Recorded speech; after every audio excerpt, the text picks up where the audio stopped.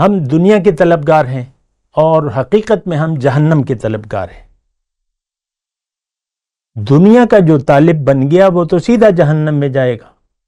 اما من طغى وآثر الحیات الدنیا فإن الجحیم ہی المأوی، جس نے دنیا کو ترجیح دے دی وہ تو سیدھا جہنم میں جائے گا۔ اللہ اکبر اللہ اکبر اللہ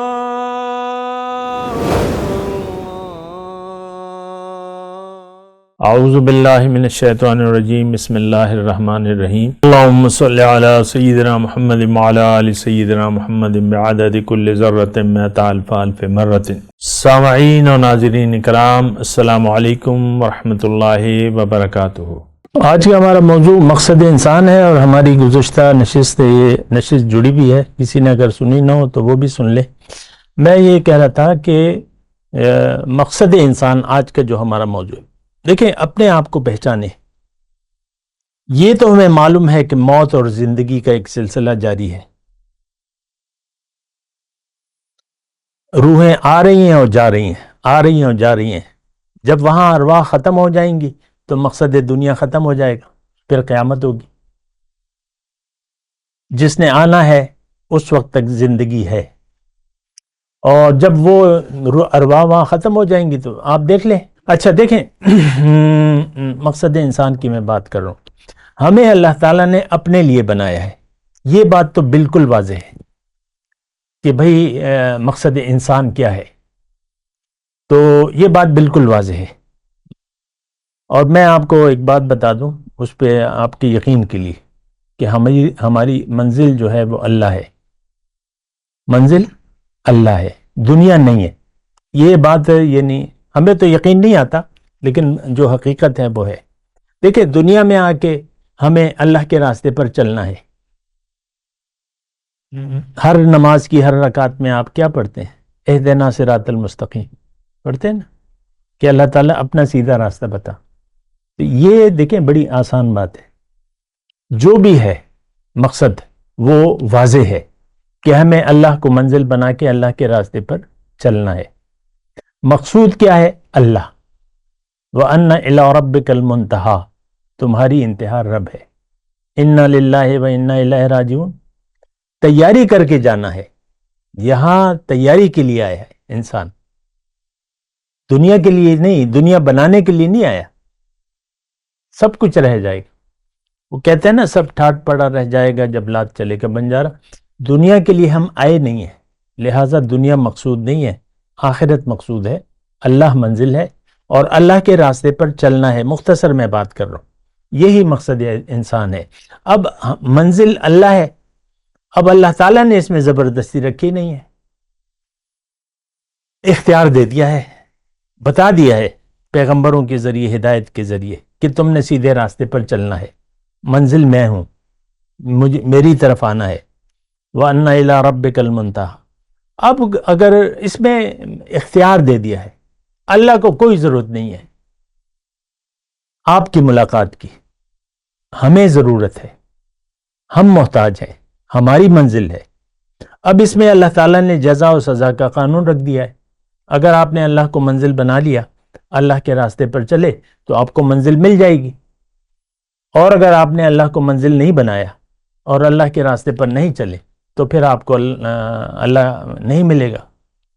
تو مطلب یہ ہے کہ آپ کو یہ باتیں جو ہیں یہ جان لینی چاہیے کہ میں کیوں زندہ ہوں، کیا مقصد ہے میرا، پورا یقین ہونا چاہیے آپ کو۔ اور یہ یقین تو آپ کو، یہ جو دلائل ہیں، آیات اللہ ہیں، یہ اصل میں آیات اللہ ہیں، جو بھی احکامات ہیں، جو بھی علم ہے جو اللہ تعالیٰ کی طرف سے ہے، اس پہ آپ نے یقین کرنا ہوگا۔ کرنا ہے تو کر لیں، نہ کریں،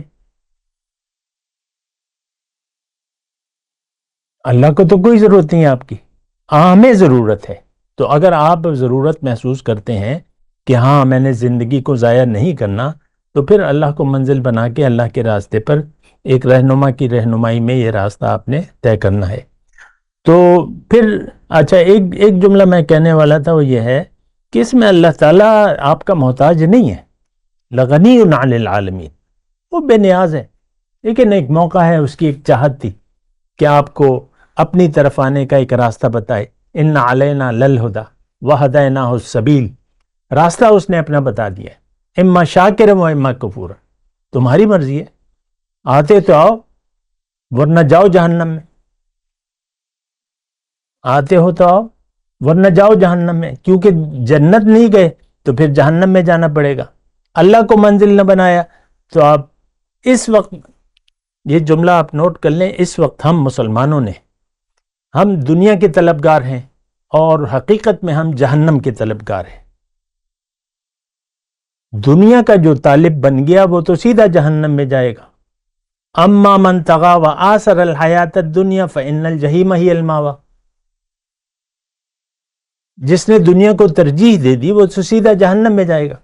تو بہرحال یہ ہماری مرضی ہے. پھر ایک دوسرا جملہ جو میں کہنے تھا کہ من احب لقاء اللہ احب لقاءہ، جس نے چاہا، پسند کیا اللہ کی ملاقات کو، اللہ بھی اس کی ملاقات کو پسند کرے گا. ان ربی رحیم ودود، بہت محبت کرنے والا ہے، وہ چاہتا ہے کہ لوگ میرے پاس آئیں. اللہ ہمارے انتظار میں ہے. کب بندہ توبہ کرتا ہے، اور آپ نے وہ حدیث سنی ہوگی کہ بندہ کی توبہ پہ اللہ تعالیٰ، رجوع پہ اللہ تعالیٰ کتنا خوش ہوتا ہے، حد سے زیادہ خوش ہوتا ہے. وہ ایک اونٹ، ایک مسافر تھا، ریگستان میں سفر کر رہا تھا اور وہ سواری گم ہو گئی. پھر وہ موت کے انتظار میں بیٹھ گیا، نیند آ گئی. جب اٹھا تو اونٹ سامنے تھا. تو اس کی خوشی کا انداز، اس سے زیادہ خوش ہوتا ہے اللہ تعالیٰ. ہمارے انتظار میں ہے کب بندہ میرے پاس آتا ہے، مجھے لبیک کہتا ہے، حقیقی لبیک. لبیک اللہم لبیک لبیک لا شریک لک لبیک ان الحمد والنعمت لک والملک لا شریک لک. یہ لبیک ہم نے یہاں کہنا ہے. تو پھر اللہ کو ہماری ضرورت نہیں ہے، یہ بات نوٹ کر لیں. من احب لقاء اللہ احب لقاءہ، جس نے پسند کیا اللہ کی ملاقات کو اللہ بھی چاہے گا. جس نے ناگوار سمجھی اللہ کی ملاقات، اللہ بھی اس کی ملاقات کو ناگوار سمجھے گا. نہیں، توفیق نہیں دے گا. پھر بات ہے توفیق کی، توفیق اسے ملے گی جو چاہے، جو نہیں چاہتا اس کو توفیق نہیں ملے گی. تو مقصد انسان یہ ہے کہ آپ اللہ کو منزل بنا کے اللہ کے راستے پر چلیں نہیں بلکہ دوڑیں. ففروا الی اللہ، دوڑو اللہ کی طرف، اللہ کو منزل بنا کے اللہ کی. اب دوڑنا کیا ہے؟ مال و جان کو کھپائیں. سب سے پہلے ایک رہنما کا انتخاب کریں، جو آپ اس کی رہنمائی میں آپ اللہ کو منزل بنا کے اللہ کی طرف دوڑیں. تو بس یہی خلاصہ کلام ہے کہ ناسمجھی میں زندگی یا بنا سوچے سمجھے زندگی نہیں گزارنی. یہ کفر ہے، انکار ہے. کفر کا مطلب انکار ہے. مجھے نہیں معلوم، میں نہیں جانتا، میں نہیں جاننا چاہتا. بعض اوقات ہوتی ہے آئی ڈونٹ کیئر، مجھے کوئی پرواہ نہیں ہے. اس ہم سب لوگ اپنے عمل سے کیا کہہ رہے ہیں؟ We don't care. ہمیں کوئی پرواہ نہیں ہے کہ اللہ نے ہمیں کیوں بنایا ہے، منزل کیا ہے، کیا چاہتا ہے مجھ سے. We don't care. تو بہرحال یہ ساری باتیں ہیں. اس میں مطلب یہ ہے کہ ہمیں سوچ سمجھ کر زندگی گزارنی ہوگی. بنا سوچے سمجھے زندگی گزارنا کفر ہے. آج کا مسلمان ہم سب بنا سوچے سمجھے دنیا کی طرف رخ کر کے دنیا کے لیے زندگی گزار رہے ہیں. تو یہ اچھی بات نہیں ہے، بہت نقصان کی بات ہے. دنیا تو جنت کے سودے کی جگہ ہے. آپ کو جنت کا سودا کرنا ہے اللہ سے، اور پھر اس کے لیے قیمت آپ کی جیب میں ہے. ان اللہ اشتری من المؤمنین انفسهم واموالهم بان لهم الجنہ. قیمت آپ کی جیب میں ہے، تو بس وہ قیمت ادا کریں، جو ہے وہ دے دیں. فاتقوا اللہ ما استطعتم واسمعوا واطیعوا.